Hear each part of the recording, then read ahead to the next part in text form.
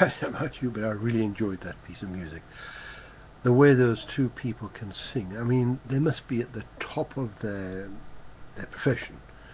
Their skills are outstanding, and I just listen to the terms and everything. But I'm sure you'll get some people who will sort of bring some point up or other. But I listened to a lot of this music, and I just thought it was exceptional. And the effort they put out, you could see, it was really well done.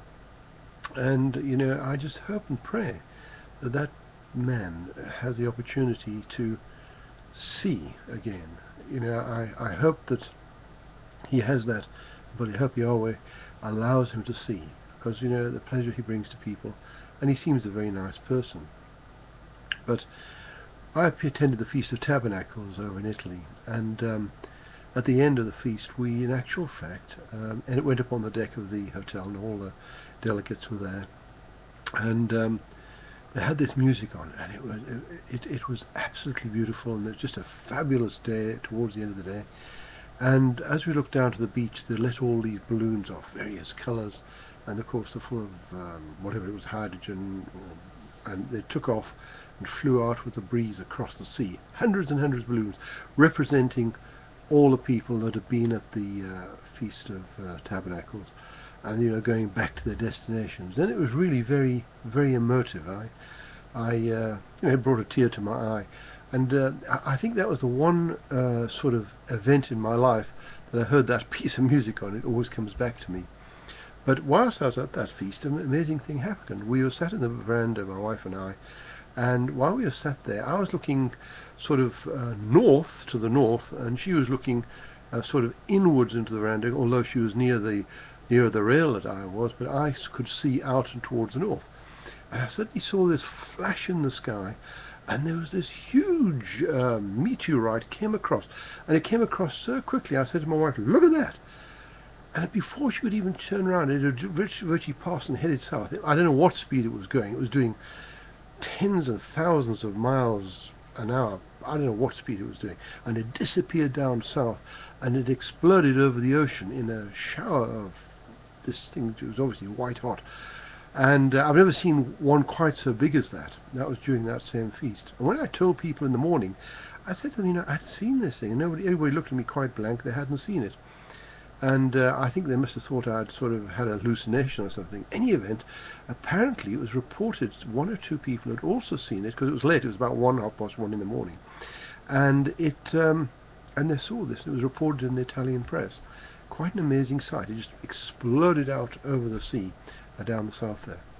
Anyway, thank you very much. And that's one of the things, by the way, that we should all look at is our beliefs and see what we can understand. There's so many deceits going around, and right now there's so much in the way of archaeology coming forth that is proving the Bible and everything else, that I honestly believe that people should look at this, not just listen to the people who say it's wrong, because I can assure you, after 50 odd years of studying this, it is not so, and scientifically it's correct. I mean, how did it know there was rivers at the bottom of the sea? I want to ask you that one. That was in the book of Job. How did it know there were smokers down there, as they call them? The Bible calls it springs of the deep. How did it know they were there? We only found them in 1970.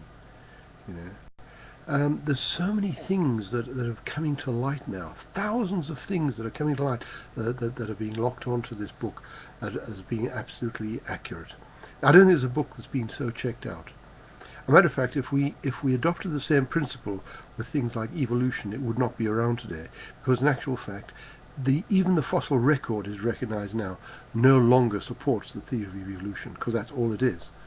It's just a theory. I mean, this here, you've got the law of Hooke's law, and this thing is a scale, of course. You can see the thing moving around there, and if I push it down at a certain point all the time, you put a certain weight on it, always goes to that weight. In other words, it measures the weight. And Hooke's law states that a stretching of a spiral spring equals a stretching force. Now, that happens 100 million times a day around the planet, in shops and offices, and where they're weighing letters, or in bulk, if they're in factories and wholesalers, etc., across the world. That is a provable law. Evolution hasn't got one provable thing. They've got a lot of theories, but nothing that actually demonstrates anything. Let me tell you something. If you are lost and your life is a bit of a mess at the present moment, you could do worse. And that's why I've created that site up there, because it's got a lot of excellent YouTube stuff that I've gathered and put on that site, because YouTube has got excellent stuff on it, and a lot of people don't know where to find it. And I've spent a lot of time looking at this stuff. There's no money involved. I just did this as a service. Thank you very much for listening.